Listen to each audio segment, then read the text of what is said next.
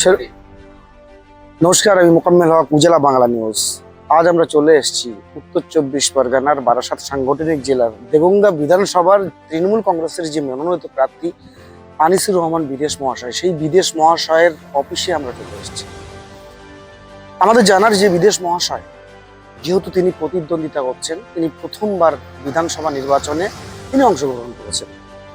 যেহেতু তৃণমূল কংগ্রেসের স্নেহধন্য প্রার্থী মমতা বন্দ্যোপাধ্যায় ও অভিষেক বন্দ্যোপাধ্যায়ের মনোনীত প্রার্থী আনিসুর রহমান বিদেশ মহাশয়, তিনি যে 2026-এ এই যে নির্বাচন, এই যে চলতি মাসের 29 তারিখে যে নির্বাচন, সেই নির্বাচনে তিনি প্রতিদ্বন্দ্বিতা করছেন তৃণমূল কংগ্রেসের টিভিতে। আমাদের এতটুকু জানার যে দেগঙ্গার যেহেতু তিনি ভূমিপুত্র, দেগঙ্গার ভূমিপুত্র হিসেবে তিনি দেগঙ্গাবাসীর জন্য কি করবেন সেটাই আমাদের জানার। আমরা সরাসরি, ওটা কোন পর্যন্ত গেছে বল, আমরা সরাসরি দেগঙ্গার যে ভূমিপুত্র, শুধু তাই নয়, তিনি একজন বিশিষ্ট সমাজসেবী। কারণ বিগত যে দুর্যোগ চলাকালীন, তার মধ্যে উল্লেখযোগ্য আমফান বলুন, করোনাকাল বলুন, এই সমস্ত দুর্যোগ সময়ে তিনি দুস্থ অসহায় মানুষদের সাহায্যার্থে তাকে দেখা গেছিল।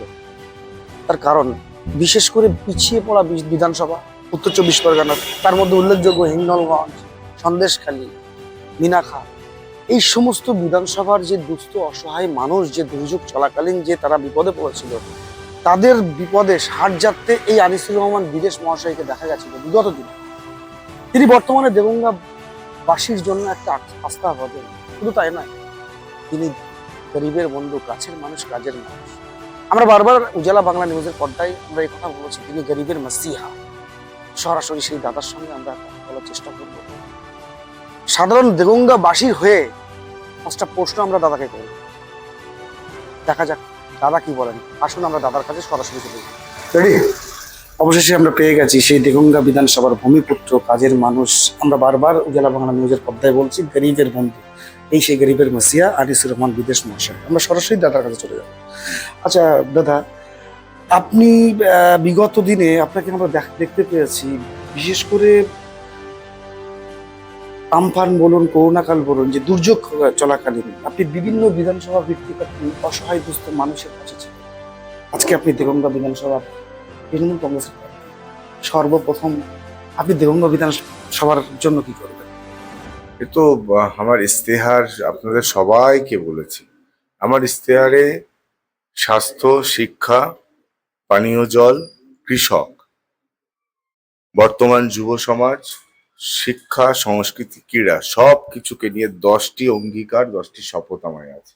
এখানে যে ইস্তেহারটা আপনারা দেখতে পাচ্ছেন, এই ইস্তেহারটাই হচ্ছে আমার অঙ্গীকার, আমার শপথ।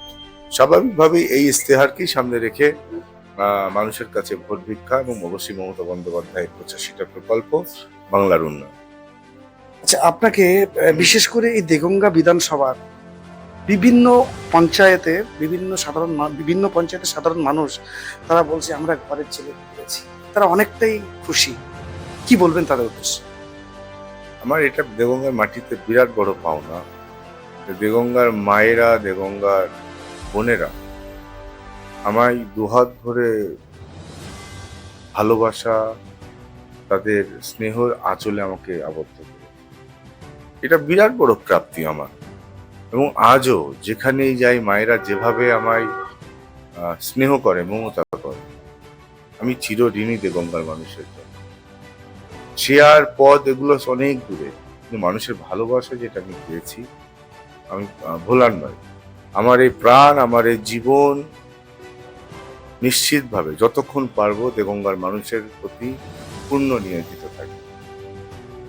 ধন্যবাদ, দাদার সঙ্গে কথা বলে খুব ভালো লাগলো।